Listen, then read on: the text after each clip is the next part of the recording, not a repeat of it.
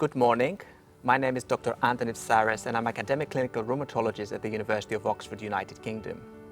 Good morning, everyone. I am Mohammed Shipa, one of the academic rheumatologists from UCL London. We're excited to welcome you in day one of EULAR 2023 Congress here in Milan today. And we would like to discuss about the highlights for the first day of the conference. So first, I would like to mention Professor Anna Maria Iannocco, the EULAR president, who will open the plenary session in the Gold Room between 1 and 2, and she will talk about the views, the new strategy, as well as collaboration and membership benefits of EULAR. Excellent. This will be your one opportunity to understand how EULAR works and the alliances between the different stakeholders and the participants, PARE, HPR. It's a lot to take in, guys. If you're coming to EULAR for the first time and you want to understand how the EULAR works, so you will be fascinated to know that Immunity is going to present this year how to maximize your experience in EULAR. And they will be talking about how to craft your abstract, how to attend different sessions and how to share it in the social media and how to use the maximum of the conference. Thank you, Shipa. I think this is so important, especially for rheumatology trainees and young rheumatologists who are joining the conference for the very first time. Yeah, absolutely. And I would like to highlight another session focusing on challenges in clinical practice, actually, and is dedicated on rare rheumatic diseases at South Hall in session room 2 between 2:15 and 3:30. And this session will aim to address modern diagnostics and treatment options for AA amyloidosis and hyper-IgD syndrome.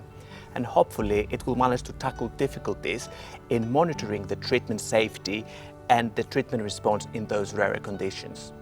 Well, fascinating. Hyper-IgD syndrome, is a real syndrome? Of course it is. Well, okay, we'll have a look. I really want to thank EULAR this year for bringing this elderly session for the elderly patient with rheumatic disease. Not to forget that there are diagnostic challenges in the rheumatic disease in elderly age, especially if you're thinking about the physiology and how it changed the diagnostic difficulties, and more importantly perhaps about the treatment options.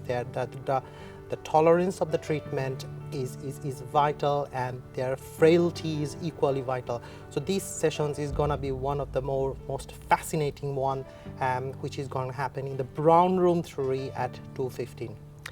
Yeah, Shipa, I think this is really important if we take into consideration the aging population and the frailty syndrome we have to manage quite often in the general medicine as well. Yeah, absolutely.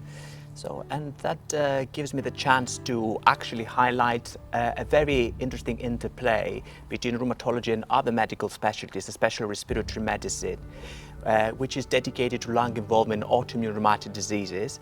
And this session will be in the main auditorium between 3 and 3:45, and it will hopefully provide a good update on the risk stratification and the management of interstitial lung disease in the context of rheumatic diseases, of course, especially rheumatoid arthritis and systemic sclerosis, which is often a significant comorbidity. And hopefully it will provide insights on the indications and the optimal use of novel anti-inflammatory medications and antifibrotic agents. That is really going to be very, very fascinating, because we all, as a rheumatologist, we are quite familiar with anti-inflammatory treatment, but antifibrotic treatment, especially in the new era, is going to be really fascinating session.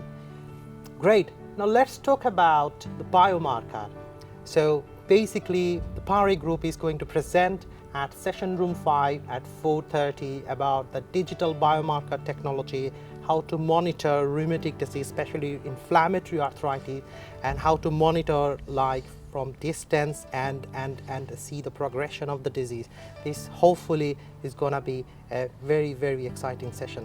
This is probably the future, right? Yeah. And last but not least, I would like to mention the immunology session.